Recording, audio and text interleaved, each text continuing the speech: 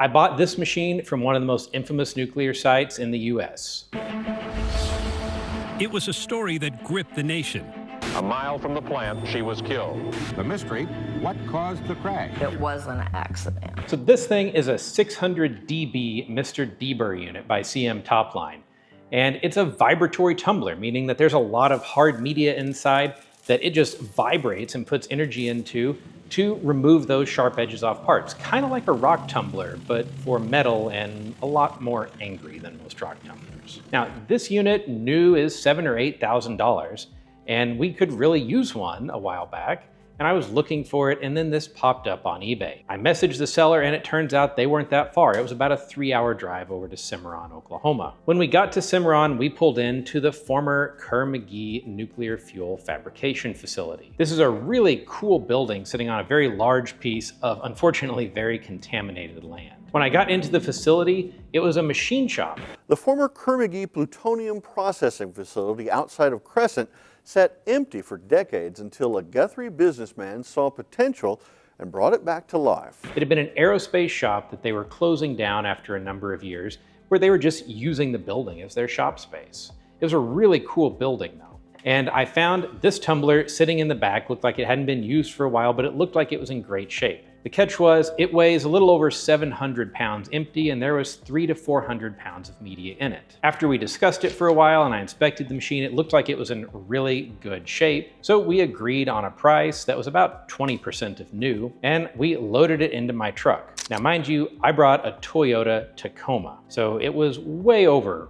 what the bed load of that truck should have been because I had underestimated how much media was actually going to be in it. So that made for quite a fun drive back, but that's a story for a little bit later. After we had struck the deal and loaded this in the truck, they said, well, do you want a tour of the site? I said, well, of course, I love nuclear things, and this is such a famous location. The Nuclear Fuel Fabrication Facility operated for about 10 years, from 1965 to 1975, and there they made fuel rods. So there's a nuclear fuel safe, there's a lot of laboratory areas, there was a pool storage down in the basement where they could lower rods through holes in the concrete into a pool while they awaited to be picked up in containment vessels. There's a lot of interesting things here and just a lot of history to the site, unfortunately, including some claims that things weren't operating as they should be. Karen Silkwood was supposed to meet a reporter one night to share some of this information when she had a car crash that is pretty mysterious, relatively close to the plant, and was unfortunately killed. It has been 51 years since nuclear whistleblower Karen Silkwood died in a car crash.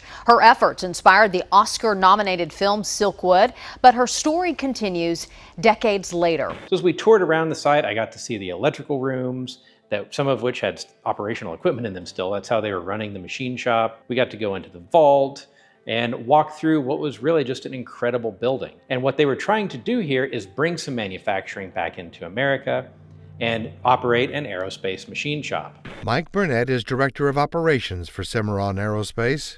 Computer numerical control, so it's all driven by a computer. Showing off the new computerized machines that could make any aircraft part they want, and their plans for expansion.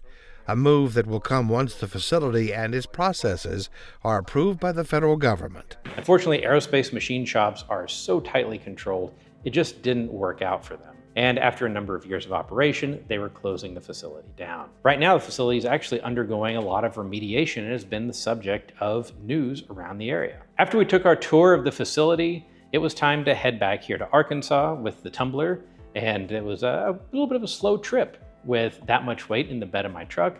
And we stopped in Tulsa on the way back to get a hamburger at one of my favorite joints, Ron's Hamburgers and Chili. Now remember, this was March of 2020. So the next day, Oklahoma closed down eating in restaurants due to the COVID pandemic. So we were the last customers of this particular Ron's Hamburger and Chili location, which unfortunately never reopened after the pandemic. So it was a really good burger, and unfortunately the last one they served, but there's still lots of other locations around. But we made it back to Arkansas, unloaded the machine, and now it was time to hook it up and do a little bit of service. It turned out the machine didn't really need much. I just greased it up. It's supposed to be greased about every 100 hours of operation, cleaned it up a little bit, and we were ready to wire it into the wall. Most shops operate these with a disconnect where you just turn it on and the tumbler runs. But it's really loud, and our old shop was really small, so we put a timer on it, which you can see in that box mounted on the wall. That way we could start it and then leave for the day, and all the noisy operation happened later. Here in our new shop, we're a lot less space constrained, and though it's still very loud, I can hear it running all the way in the front office, it's much less annoying, so we do run it during the day now. But the idea of this, and the reason we wanted it, is you can take an entire 5-gallon bucket of parts, dump them in, and depending on the material, somewhere between 30 and 90 minutes later, you get deburred parts back out. And it does this just by rubbing them against hard abrasive media. Now, there are different types of media available, but we have these ceramic triangles in the machine, and they work pretty well for most materials. They might be a little harsh for aluminum, but that's fine for our cases. Unfortunately, they're a little bigger than I would like. They're about 3/4 of an inch on a side, but refilling this with smaller material would cost well over $1,000, and this works good enough for us. Over now, and it's hard to believe, about 6 years of owning this machine, we've learned a few lessons along the way. For example, we put the pump that circulates water through the machine on a timer. We learned that you don't want to put too much surfactant in the machine that's used to carry away the cuttings,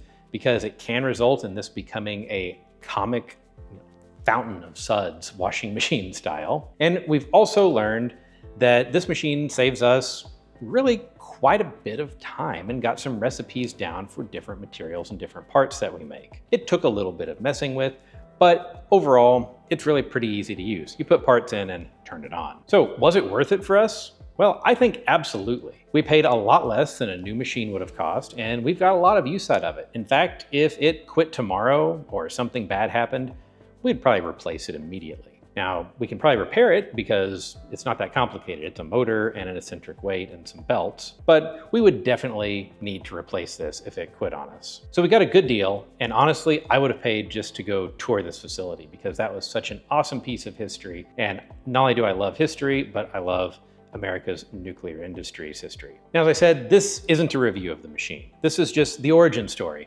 because I got to go somewhere really cool and explore just because we bought a used piece of machine shop equipment. But if you'd like a review, be sure to let me know down in the comments what questions you have and what you'd like me to talk about, and I'd be happy to make that video. Until next time, I'm John with Leeman Geophysical.